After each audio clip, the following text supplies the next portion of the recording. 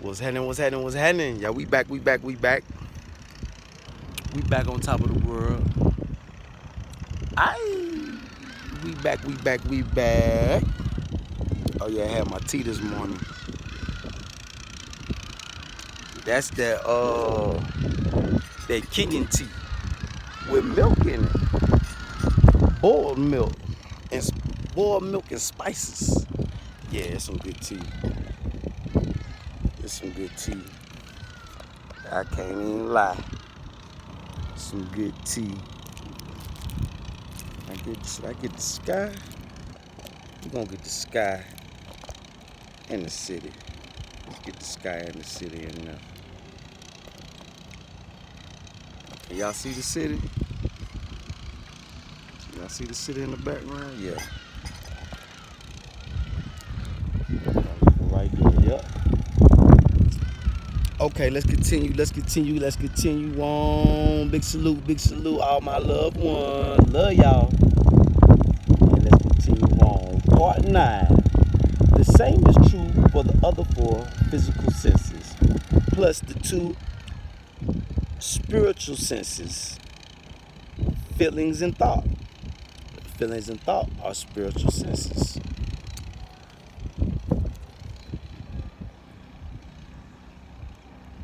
We have a total of 7 senses that we use. There go that number 7 again. We have a total of 7 senses that we use in the universe. Those are seeing, touching, smelling, hearing, tasting, feeling, emotions, and thinking. Of the 5 physical senses, the most crucial and indispensable is the sense of touch. With it, we discover the forms and weights and textures, etc. of objects. It's possible to lose one or more of the other 4 senses and still function, albeit at a disadvantage. But it's not possible to function without the sense of touch. That makes sense. Man, that's some real shit. It's not possible to function without the sense of touch. You wouldn't be able to feel anything. You know what it's like to have your leg go to sleep in numbness? Imagine if your whole body was numb, inside and out. You couldn't stand, walk, or do anything. You wouldn't even be sure if you were alive without feeling your body. We've heard of people who function without one of the 4 other senses, but no one has seen a person functioning without the sense of touch. They would soon pierce and lacerate themselves in order to get some kind of feeling in their body. Damn.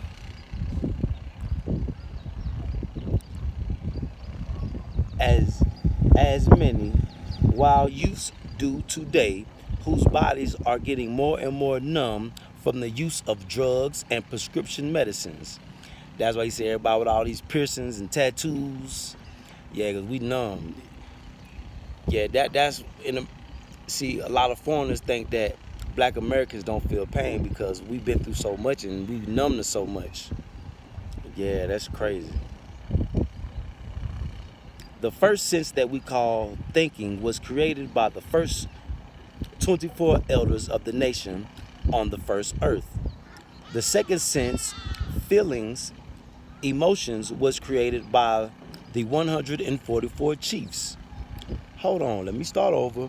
The first sense that we call thinking was created by the first 24 elders of the nation on the first earth.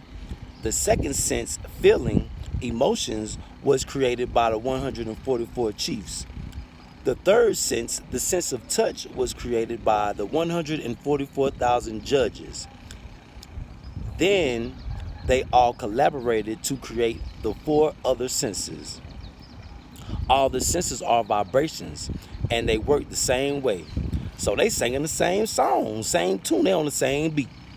I.e., by synchronizing their own vibration with that of the thing to be perceived, whether that thing is a thought, a feeling, or a physical object.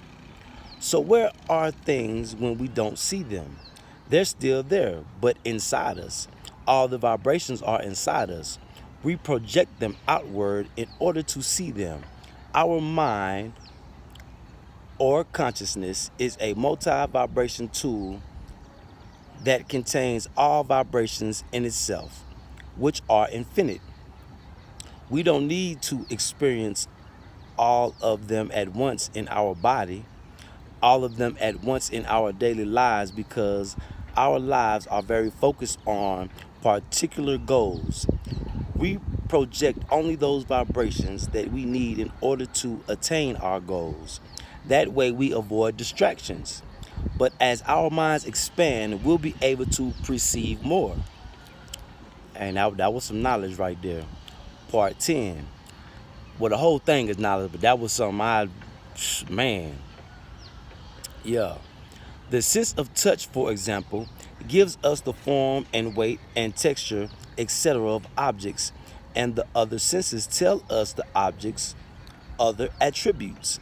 The mind uses different parts of the body as tools or portals for sensing the various attributes of each object.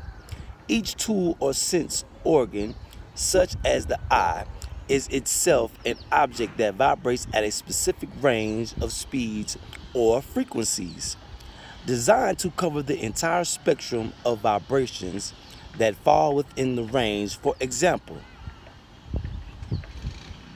the tongue covers the entire spectrum of taste. That means the tongue is capable of vibrating at an endless number of different frequencies within the range called taste, in order to be able to recognize all the different tastes of different things. Man. So it is with the other senses. Our whole body, even though it seems and feels solid, is actually a symphony, a band of vibrations. We perceive the vibrations we call our body using the vibrations we call our senses. So it's vibration on vibration, and that gives the effect of solidity. This effect is not an illusion, as Eastern mystics like to say, calling it Maya illusions. It's exactly the way the gods designed it to be. This makes it free, effortless, and limitless.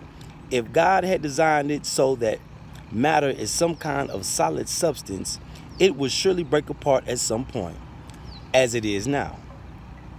We sustain the vibrations for as long as it is in their season to be in existence. Then they decay and are transformed, and the matter is recycled and reused. All things that are solid, like metals, even stones, are recycled after the appropriate time, sometimes taking millions of years. Then they start the cycle of materialization again, going through 7 stages until they reach the lowest vibration once more. All matter behaves this way, including light. Sunlight enters plants and animals and is transformed to a lower vibration in the case of a plant after it decays. The leaves that absorbed and changed the sunlight by the process of photosynthesis then decay, and the sunlight that once entered it starts a new cycle all over again. It condenses through all the stages until it reaches the lowest vibration of solid matter, forming new flowers and leaves, or becomes part of another object. Oh man. So matter as vibration is recycled over and over again. The perception of our senses matches these vibrations, enabling us to see, hear, etc. Now, if all matter is vibration and comes from the mind, how do you make the mind or consciousness vibrate in the first place? The answer is you don't. Consciousness in itself is vibration. It's like asking, how do you make fire hot, or how do you make water wet? You don't. Fire itself is heat and water is wetness. Anything that has heat has fire in it. and anything that is wet has water in it. Similarly, anything that vibrates has consciousness in it, not necessarily self-consciousness. Since all things vibrate, then all things are made of consciousness or the mind. Next time, I'll discuss what all this has to do with memory and recall. Uh-oh. Battery about to die, but it's all good. Part 11. The perceptions of our experiences are stored as memories mainly in our brains. In truth, they are stored in every cell in our body. But different groups of cells or organs of our body play different roles.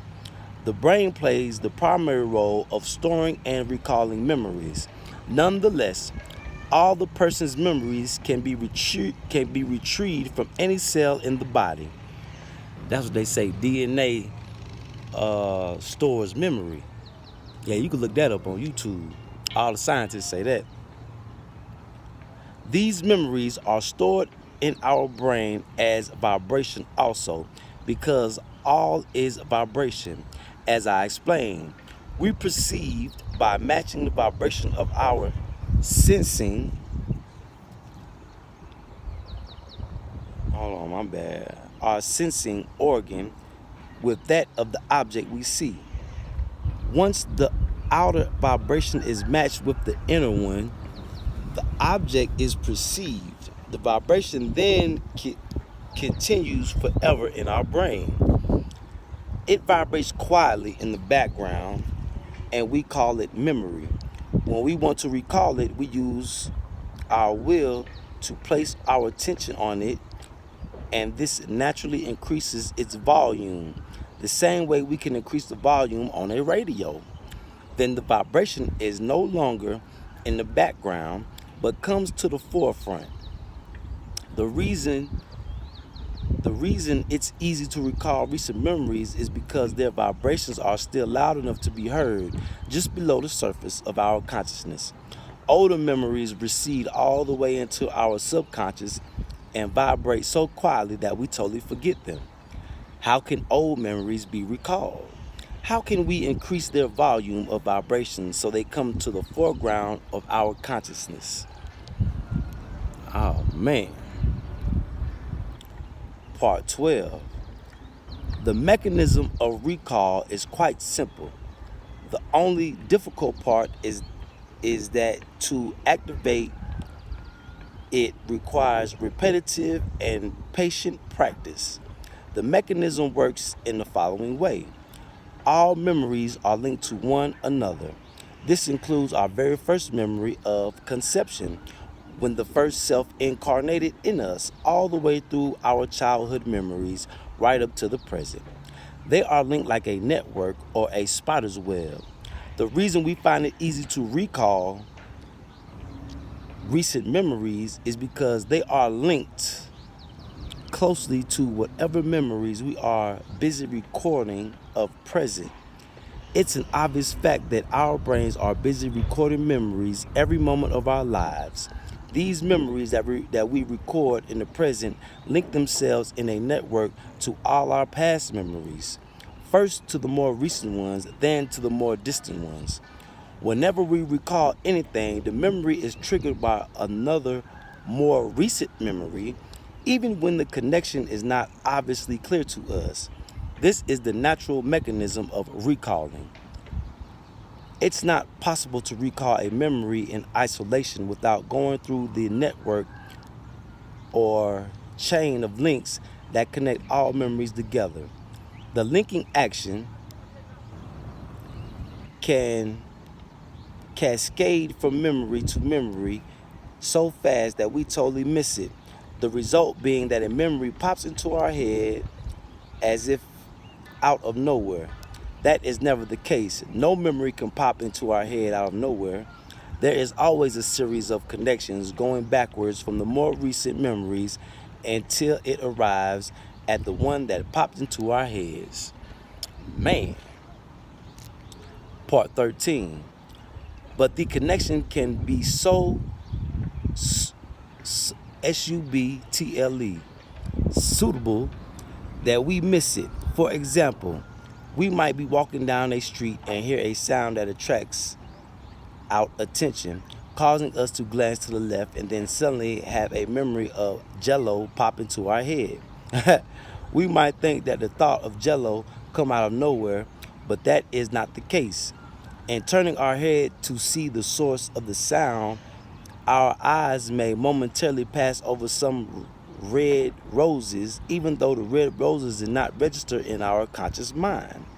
They nevertheless did register in our subconscious, which perceives all things in our immediate surroundings.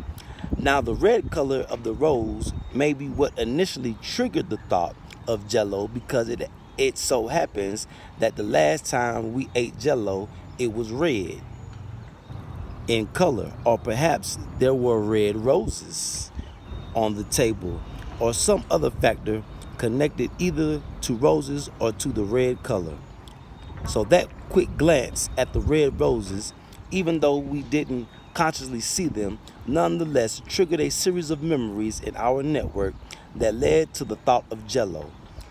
Intermediate between the red roses and the Jello will be a string of other thoughts connecting as well, perhaps the fact that we are hungry or just passed by a restaurant.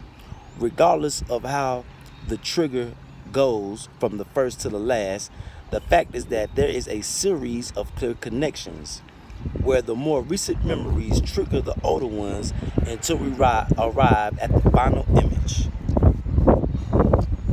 Part 14. Okay, we got two more. Part 14. That is the mechanism of recalling. And it's crucial to understand it because we can then use it to consciously help us retrieve old memories that are buried deep in our subconscious. Anyone who knows a little about sound knows that similar frequencies of sound enhance one another. Sound is vibration, and all vibration behaves that way. Once the memories are also vibrations, then similar vibrations can also be used to enhance other of their kind. By practicing certain techniques of recall over and over again, we affect not only our mastery of those techniques, but the entire mechanism of recalling. The mechanism is similar for all memories, new and old. The technique we practice, being itself a vibration, enhances all that is similar to it, even if those others are buried in the deepest depths of our minds. It's exactly the same as using sound to enhance others of its kind. Always, recent memories trigger older ones. So when we do our recall of a set of 7 exercises, we start with exercise 7, then go to 6, then 5, and so on, backwards to the first, while at the same time trying to maintain a regular rhythm. Rhythm is key. Yeah, you got to be on rhythm. You got to be on beat. For the purpose of making the recall as effortless as possible. Otherwise, it will take too long. So we start with the rhythm of once every 3 days, then once every 2 days, then once every day. Then once every 2 days, then once every 3 days, then once every 2 days, then once every day. And so on, going up and down, then up again like a person climbing over a series of small hills. We also keep in mind that 7 is the number of completion, my lucky sevens. So we limit each set of exercises to 7. Part 15. Can y'all see me? Get it back right. Okay, part 15. We almost done with this chapter. This is an effective method. It teaches us to consciously use recent memories to trigger older ones. Those who have heard of near-death experiences and their life recall will know that people who come back from such an experience report that they see their whole life flash before their eyes in reverse order. Such a phenomenon will always show the most recent memories first and then go backwards, even by event. until it ends with the person's childhood memories. This is a natural way of recall, and we use this backward movement in our practice. Our most distant memories can only be accessed by being triggered by, by others. Not so old memories by other not so old memories. By practicing this technique, we enhance the capacity of older ones to trigger even older ones, and so on down the chain or network until we arrived at the oldest. After enough sustained practice, our ability to trigger older memories using recent ones will cascade throughout our memory network until one day, in a flash, we access the deepest memories buried in our subconscious. We practice this technique in a simple way, for example, by first recalling exercise 7, then 6, and so on back to 1. All our recalls will follow this same procedure. It's the key to accessing all our memories, including the most precious ones, when we were in communion with our first self. That is the ultimate purpose of level 2 of Black Root Science, i.e., to get in touch with the buried memories of our communion with our first self.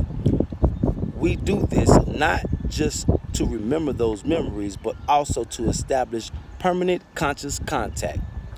The nature of the original God is such that she lives in a timeless state. When we relive the memory of our past communion with him/her, that contact will continue in the present. It's important to understand that with God, time does not exist. What to us is a past memory, to God, it's an experience in the present. When we relive such a past memory, our first self enters into it again in a new way. So the conscious contact of past memories will be taken by our first self and turned into permanent conscious communion in the present. That is the permanent state of mind in which we want to live. It's the beginning of our initiation. So we just getting started. Now your initiation, you just getting started. Next chapter. 7 years. Can y'all see that? Can y'all see that? 7 years to perfect health. I can't see. I don't know if y'all can see that or not. So that's the next chapter. They go that lucky 7 again. 7 years to perfect health. So big salute all my loved ones. Big salute, big salute, big salute. Love y'all, man. Y'all stay tuned. We'll be back. Aye, getting juicy.